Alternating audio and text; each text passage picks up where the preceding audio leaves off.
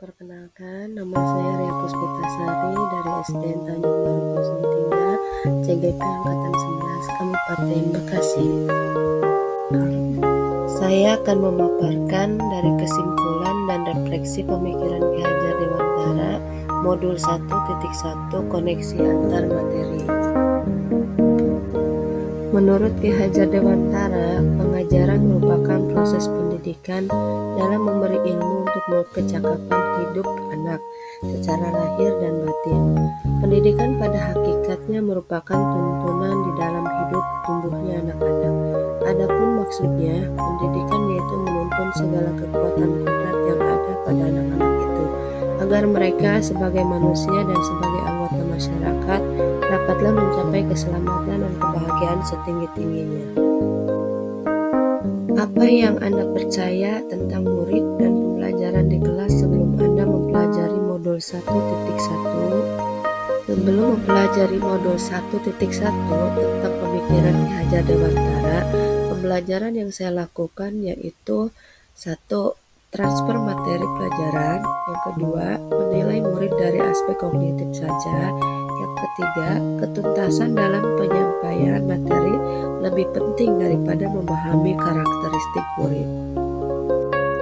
Sebelum mempelajari modul 1.1 tentang pemikiran Ki Hajar Dewantara, pembelajaran yang saya lakukan yang pertama, jika nilai murid sudah mencapai KKM, maka dianggap pembelajaran sudah berhasil.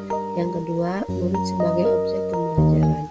Yang ketiga, pembelajaran berpusat pada guru atau metode teacher center.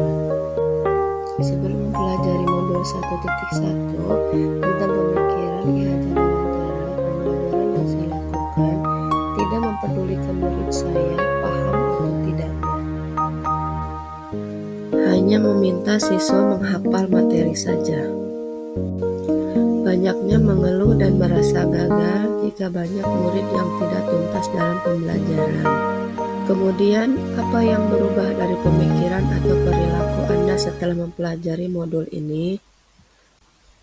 Namun setelah saya mempelajari modul 1.1 tentang pemikiran Ki Hajar Dewantara, saya menyadari bahwa apa yang saya pikirkan dan lakukan itu tidak tepat.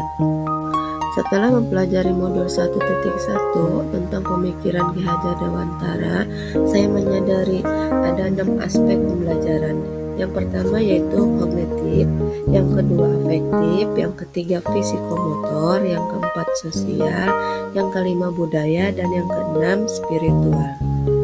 Selanjutnya, setelah mempelajari modul 1.1 tentang pemikiran Ki Hajar Dewantara, saya menyadari murid bukan sebagai objek pembelajaran. Yang pertama, kebebasan berekspresi, yang kedua mengungkapkan pendapat, yang ketiga berkreasi. Setelah mempelajari modul 1.1 ini tentang pemikiran Ki Hajar Dewantara, saya menyadari guru seharusnya sebagai fasilitator. Setelah mempelajari modul 1.1 tentang pemikiran Ki Hajar Dewantara, saya juga menyadari kalau guru itu harus ikhlas, penuh kesabaran, mempelajari karakteristik murid, dan menghargai setiap karakter murid. Selanjutnya, apa yang dapat segera saya terapkan agar kelas Anda mencerminkan pemikiran Ki Hajar Dewantara?